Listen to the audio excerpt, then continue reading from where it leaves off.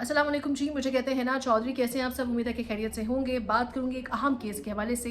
Senior सहाफ़ी जिनका ताल्लुक लाहौर से है, शाहिद असलम को FIA के एंटी करप्शन सेल ने लाहौर से गिरफ्तार किया कल रात, और आज उनको इस्लामाबाद कचहरी पेश किया गया। बल्कि इस्लामाबाद के जुडिशल मजिस्ट्रेट उमर शबीर ने शाहिद असलम का जो सहाफ़ी हैं 2 रोज़ा जिस्मानी रिमांड वो मंजूर कर लिया है। मुख्तलिफ सीनियर रिपोर्टर्स वहाँ पर मौजूद थे। मामला क्या था जनाब? ये मामला था साबिक आर्मी चीफ कमर जावेद बाजवा साहब के जो 12 अरब रुपए के असासे हैं, उस हवाले से डाटा किसने लीक किया, किसकी कहाँ से इंफॉर्मेशन लीक हुई और ये असासों की रिकॉर्ड सामने आया। यानी एक ये तो अलग सवालिया निशान है कि अगर आया है तो इस पर सवाल बनता है मुलजिम कौन है। लेकिन मुलजिम उसको ठहराया जा रहा है कि जिसने इन्फॉर्मेशन सामने, जिस पर इल्ज़ाम है कि उसने इन्फॉर्मेशन सामने लाने में किरदार अदा किया है। इन्फॉर्मेशन सामने लाई गई थी जब बाजवा साहब की रिटायरमेंट को कुछ हफ्ते रह गए थे। एक हफ्ता कबल अगर हम बात करें तो अहमद नूरानी साहब जो सहाफ़ी हैं, जो यहाँ पर मौजूद नहीं है पाकिस्तान में, उन्होंने ये खबर ब्रेक की और 12 अरब रुपए के असासे के मालिक हैं बाजवा साहब। अब उस पे लाले पड़ गए, क्योंकि अगर ये असासे होते किसी सियासतदान के तो शायद मामला कुछ और होता, उसके पीछे पड़ जाते, उसको एक फैमिली पॉलिटिक्स का नाम दे दिया जाता। लेकिन बंदा इस्टेब्लिशमेंट का है, और जो भी अफसर होगा फ़ौज के जो आला अफसरान है, अगर उसमें से कोई बंदा मुलविस होगा तो उनका तो नेशनल अकाउंटेबिलिटी ब्यूरो जो नैब है, उनका कुछ बिगाड़ नहीं सकती। कुछ ये सवालिया निशान भी निशान जन्म ले रहे हैं।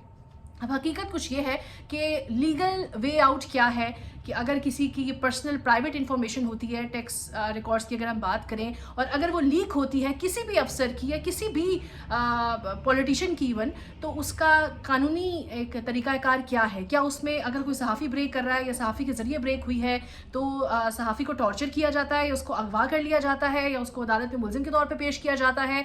ये क्या लीगल प्रोसेस होता है जनाब? तो SOP ये है कि जब भी कोई सहाफ़ी मुलविस हो तो FIA को ये चाहिए, क्योंकि एंटी करप्शन सेल मुलविस है डायरेक्टली। और मज़े की बात यह है कि FIA में शाहिद FIA जो FIR जो दर्ज हुई है तो उसमें शाहिद असलम का नाम नहीं है। लेकिन कहा यह जा रहा है कि शायद जिन मुलज़मान को गिरफ्तार किया गया उनकी तरफ से कहा गया है कि मुलाकात करवाने वाला बंदा यही था FIA के एक एहलकार के साथ। लेकिन ये तमाम शकूक व शुबहात है। SOP ये है कि अगर शक की बुनियाद पर आपको किसी के ऊपर उंगली उठानी है या फिर आपने रिपोर्ट सामने लानी है कि कौन कौन मुलविस है, तो PFUJ जो जर्नलिस्ट का एक इदारा है, FIA उनको एक लेटर लिखेगी। PFUJ जो है वो फिर जवाब तलब करेगा उस सहाफ़ी से, और ये सहाफ़ी की मर्ज़ी है, ये उस बंदे की मर्ज़ी है जो सहाफ़ी है कि वो उसको वीडियो लिंक के ज़रिए जवाब देगा, वो ऑडियो मैसेज के ज़रिए जवाब देगा, या कैसे भी जवाब देगा। ऐसा कोई तरीक़ाकार, ऐसा कोई लीगल चीज़ नहीं है कि उनको उसके घर से उठा लिया जाएगा या कहीं से भी उनको कहीं पर पेश कर दिया जाएगा। जब PFUJ ये इन्फॉर्मेशन जमा कराएगा उसके बाद अरेस्ट और ये सब चीज़ें बनती हैं कि कितना कोई गिल्टी प्रूव होता है या नहीं। ये तो एक लीगल प्रोसेस है कि इसमें सहाफ़ी का रोल नहीं होता।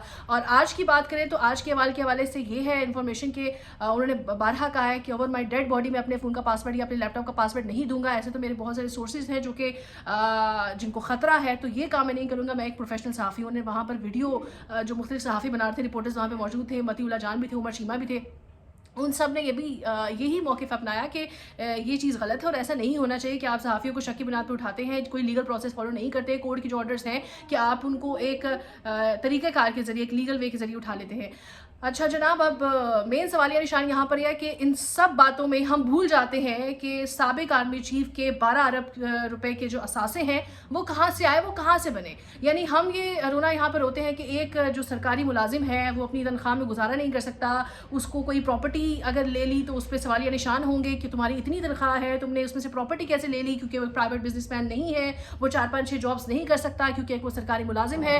लेकिन उनके पास ये सारी प्रॉपर्टीज़ और ये असासाजात कहाँ से आ गए, तो यहाँ से हमने नज़र नहीं उठानी। ये हर एक पाकिस्तानी का हक है कि जो भी अफसरान हैं, जो सीनियर अफसरान हैं, चाहे उनका ताल्लुक फ़ौज से है या फिर जो बड़े मजे हुए सियासतदान हैं, सबकी अकाउंटेबिलिटी होनी चाहिए। तो फिर सवाल यहाँ पर यह आता है कि national accountability the only institution इन पाकिस्तान जो कि अकाउंटेबिलिटी करने के लायक है, वहाँ पर ऐसा कोई सिस्टम नहीं है नैब के लॉ के मुताबिक कि इस्टेब्लिशमेंट या फिर अदलिया दोनों के जो प्रॉपर्टी है उनके नाम पे उस पर कोई लॉ नहीं है कि ये अकाउंटेबिलिटी करे। तो ये विद इन सिस्टम होगी, लेकिन विद इन सिस्टम क्या ट्रांसपेरेंसी है कि अकाउंटेबिलिटी होगी, या फिर कोई रिटायर होगा तो हमें हिम्मत होगी और हम उसके खिलाफ आवाज़ उठाएंगे और फिर इस तरह की आवाज़ उठाएंगे कि मुलजिम से हटकर या फिर जो चीज़ें चल रही हैं केस उससे हट के हम ये चीज़ें करें। तो शहबाज हुकूमत में ये चीज़ हुई कि सहाफ़ी, क्योंकि सहाफ़ी बरादरी सब यकजा हो जाती है, एक ज़ुबान हो जाती है। जब पे किसी पे जुल्म होता है, किसी को उठा लिया जाए, बात हामिद मीर की हो, असद तूर की ہو, متیولہ جان کی ہو, عمران ریاض خان کی ہو, صدیق جان کی ہو,